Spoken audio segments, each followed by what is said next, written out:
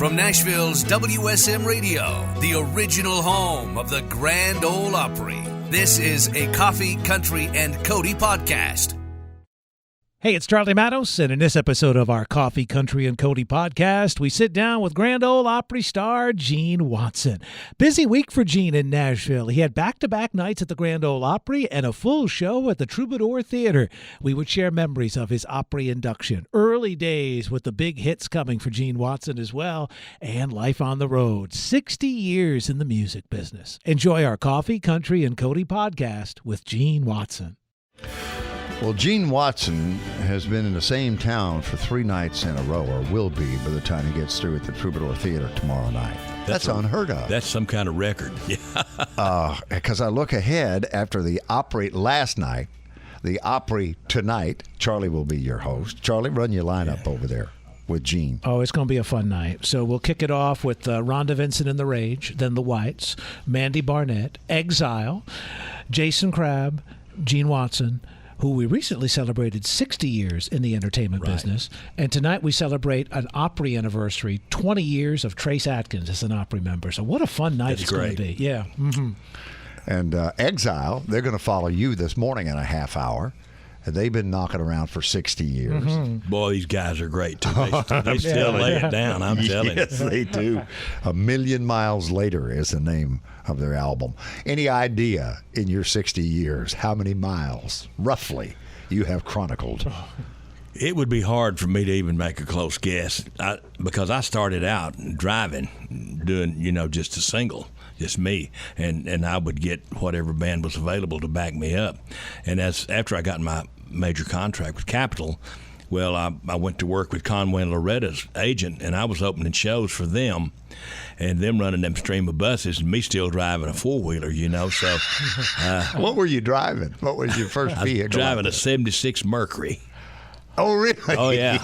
and I'm telling you, it needed all that 460 engine it had, because those buses can go like 600, 700 miles without fueling. Mm-hmm. Well, I'm trying to follow them, and I start calculating, I'm going to have to run like hell to get on up there in front of them in time to get gas and then still be running as fast as they are. You're doing math like a NASCAR crew chief. I'm telling you, like finally Loretta said, Gene, I want you to take that car back to Houston and park it. Fly back up here, and we'll pick you up, and you finish this tour on my bus.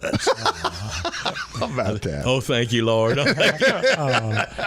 You been to all 50 states, Gene? I don't think so, but close. Yeah. I've been. Alaska and Hawaii are always the toughest to get to. I've been to Hawaii. I've been to Hawaii several times. I've been to Alaska, but I never worked there. Okay. And how about internationally? Where all of you travel? Oh, a lot of. I can't say nearly all of them, but I've been to Germany, Switzerland, of course, England, Ireland, Scotland, Wales, Japan. They seem to look at my age, Bill. They start running together. But I've been to enough that I had a good time, back then, and I think I'm to the point now to where if they want to see me, they can watch TV. I don't think I'm gonna make that circle again. You mentioned the early days with Conway and Loretta. So, were you still coming back after a run with them and working at the body shop? Well, I hung out at the body shop when I'd get in for a day or two. Yeah. That's how I kept my sanity. Because that was your chosen profession. Yeah. For how long? Well, I've still got a little shop down in Houston, and when I get in for a day or more, I'll go over there and spend an hour or two just hanging out. Yeah. It's not an active body shop; it's for the public, but it's for my own peace of mind. And me and my son spend a lot of time over there, and when we can, and so it's kind of a. Kind of lets you vent a little bit, You can think about what all you've been through while you're out on the road and get it off your mind. And when does music start to take over that trade? When I step on the bus. But back when you first started, when did you realize, hey, I'm good enough? Well, I didn't, Bill. Oh, really? I was working in body shops and singing, nightclubs, having a good time and all that, and that's about as much as I ever figured it would amount to. And then a few people liked the way I sounded and everything, and I was offered a deal to record. And I said, well, yeah. They asked me how would I like to record some records. I said, well, all right, if I can go to Nashville. And I figured that was so far-fetched, nobody jumped on that, but they said, okay. And that's how I first got into it. Two guys, one named Roy Stone and Russ Reeder, brought me up to Nashville, and we started recording, and I believe you were back in San Antonio about that time. So who was at Capitol that signed you back in the day? It was a guy. They flew a man down that had heard me when I came out with a song called the old Ray Letts song, Bad Water. Mm-hmm. He heard that, and he had been hearing some of my independent label stuff, and he liked the way I sounded. His name was Ed Keeley. And he heard the ballads and all of that I had out before. But when I came out with Bad Water, he said, man, this guy can sing anything, because the Ray Letts are the one that had that out. Mm-hmm. And I jumped right on it. But he flew to Nashville. Capitol allowed him to fly to Nashville and signed me to a long-term recording contract. Yeah. Speaking of that, Charlie found it in Bad Water. Tell me why won't you set me free? I was saying earlier, we played from a recent Opry performance, Lie to Me, a rewind. As much as we know you for your soaring ballads and the crooner Gene Watson, people sometimes forget just what a great blues singer you are. And I've always recognized I've that. always loved the blues. My dad was a blues singer and played blues guitar and the harmonica, and it fit right in. And I guess a lot of that rubbed off on me because I eat it up, Not all of it, but yeah.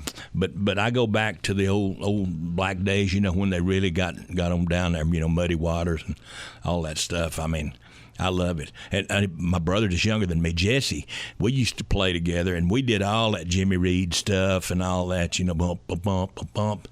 And country was something I was going to be doing anyway, that and gospel, because, we did go to church and we did sing gospel music, but I loved the blues and of course country just came natural. What was it? Don't Blame It on the Blues? Was that one of the? Don't Waste It on the Blues. Don't Waste It on the Blues. Yeah, man, I love great song. Version of that. We still do that in the show. And because that was heavy on piano, but blues piano. Speaking of Ray Charles, the Ray Letts. Yeah, it's a little uptown bluesy swing stuff. In fact, I find a hard time, putting in the category because it's got some uptown swing. A little bit of jazz, a little blues, and everything. And I really enjoyed cutting that. Grand Ole Opry House last night. He's there tonight. He's at the Troubadour Theater on Thursday. That's why I mentioned odd to see Gene Watson, because a Rolling Stone never gathers moss. Not this one. And he's in town for 3 days, and then off to Crossville, Tennessee, at the Palace Theater on Friday. He'll on Saturday be at the Lincoln Theater in Marion, Virginia, and then back in Texas to wrap up August at Black Hawk Creek Ranch in White House, Texas, the home of the Kansas City Chiefs. Quarterback Len Dawson. Patrick Mahomes. Well, I don't know if we're going old school or new school on that one. So, yeah. New school. New school. Case, but that's where Patrick Mahomes is from. Yeah, Tyler's close enough. Yeah. And we're going to feature a song from Out of the Box that you and Rhonda Vincent are going to do live on the Opry stage, but this is a wonderful recorded version. Well, it's a song that I really liked. I picked the song out, and I don't think Rhonda even knew about it. But everywhere we've been traveling, everybody's been saying, when are you and Rhonda going to go back in the studio and do some more recording? So when I come across this song, I thought, man, that'd be great for me and Rhonda. So in the middle of the project, I gave her a call and asked her, would she do one with me? And she came up to the studio, and we laid this one down. I think it's a great song. I got one of those, too, is the name of it, and the writers on it are Jimmy Milton, and is one of our favorite girl singers in this town and writers. She's just brilliant. Arkansas Award winner Erin Enderling. She was one of the writers on this one, too. Yeah. So great singer, great writer, just a great person. And Outside the Box is the name of the album that Gene referenced there, and this is a part of that on WSM Radio and Circle Television with the extraordinary one, Gene Watson.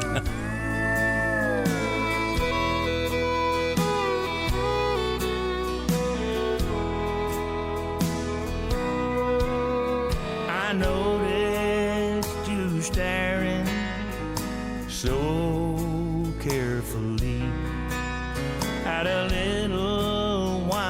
circle where your ring used to be. That memory is fading. More with Gene Watson and more from Gene Watson, his latest album, Outside the Box. Last night and tonight at the Opry Troubadour Theater on Thursday, so he's got a Nashville run. Gene and Rhonda together. Gene Watson, Rhonda Vincent, and I got one of those two from Jimmy Milton and Aaron Enderlin. My goodness. Two great ones. I love to hear Rhonda Vincent sing country. Every now and then, because you're so used to her as the Queen of Bluegrass doing that. Yeah. But boy, when you hear her on a song like I Got One of Those Two. Well, we had so much fun doing that album together, you know, and it was country. And she just sparkles. I mean, when she opens her, and she's so great to work with. She has perfect pitch. She never runs out of energy. She will work you to death. And, you know, and I hate her, but I love her, you know. I told her, I said, Ron, you got to slow down. I can't keep up with you. So when did you first meet her? Obviously, you knew about her, had heard her. I had heard her for a long time, but I recorded an album titled In a Perfect World. I believe was the title of it, yeah. And unbeknownst to me, I recorded some songs, and I left town. I said, boy, this is good. I think I got a good album. And one of the songs was Together Again. And, well, they went around town after I got through, and they were getting different artists to do harmony lines and tag lines and with me, you know. Well, they got to Together Again, and Rhonda came over, and she sang it so good, and our voices matched so good, they just let her take it from the top. And the next time I heard the playback on my song, I was a duet. And we didn't meet until we had never met until they invited me to the Grand Ole Opry. And again, unbeknownst to me, they invited her to the Grand Ole Opry, and we were going to do this song. Her plane was delayed and all that, and I mean, I was center stage when they announced the song, and here she come running out on the stage. You know how Rhonda is, you know, sporadic, you know. She'll send us pictures of her view in rush hour traffic, her hair up in curlers. Yeah. Oh, yeah. Bass fishing. So you literally wonderful. met on the Opry stage. The first time we ever met was in the circle of the Grand Ole Opry stage. Never sang together. That sounds weird now, but in today's world, you know, it's done every day because she had double-tracked me all the way through that song. And so, you know, I had just heard it, and I said, but we're from you know, a singing family, so we're kind of, you know, we're lip readers, and we hooked it up pretty good. We met out there. I was nervous I was nervous, and I know she was too. Well, you talked about family, and you referenced your dad was leaned toward the blues earlier. What about the Watson family growing up singing? Oh, they were all singers. My first memory of singing was in church, of course. I mean, Mother would get us ready, and singing was so ordinary, I didn't think anything about it. And I would sing with my sisters and my brothers and Mom and Dad. We all, you know, had certain songs that it took this one and that one and this one to do, and then that one and this one would do another one. And so that's how it all started. I think I may have been the only one in the family that could sing any of the parts, any of the harmony parts, without a lead line. And I guess I learned that from my mom. I don't know. But that singing was an ordinary thing around the house as far as gospel goes. And in that album that me and Rhonda recorded, man, we flipped parts so many times it's unreal. She'd make me get on my tiptoes, you know, trying to reach a note, and then I'd make her get on her tiptoes. But she might do harmony on a chorus and harmony on a verse, and we flip-flop back and forth. And it never was a problem until we start trying to remember who was singing what. Gene Watson, if you just joined us. So, Love in the Hot Afternoon, Filet Gumbo, and, of course, Farewell Party. When did you realize that those two songs would forever define a Gene Watson show for the next, now 60-plus years? Well, Love in the Hot Afternoon scared me, really, because of its lyric content in the year 1974. And so I kind of worried about getting any airplay on it. But, I mean, I was recording on a small independent label. I mean, how bad are they going to hurt me, you know? And so we went ahead, and I told Russ, I said, I want to cut this just like it was written. It was written by Kent Westbury and Vince Matthews. And I said, if I'm going to cut it, I'm going to cut it just like it was written, because it had been recorded several times. So we did, and it caught on, and I don't think we had any trouble getting it played on the radio. Maybe KVET in Austin might not have played it, but it took off. It took off real good, and that's the one that scared me. But as far as Farewell Party, I felt that song so deeply that I knew if I could, pull it off in the studio, I was going to get somebody's attention. But I didn't know what arrangement I was going to do. And as far as the last note, well, I figured, well, we didn't have but 15 minutes on the clock anyway, so let's go for it. And I've been living it every night since. That's what I was waiting for. Outside the box. What do you say we close with If I Had Any Pride Left at All? One of my favorites. This is Gene Watson, WSM Radio, Circle Television all over the world.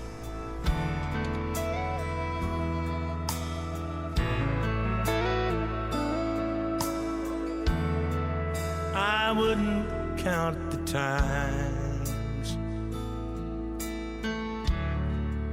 we talked about tomorrow.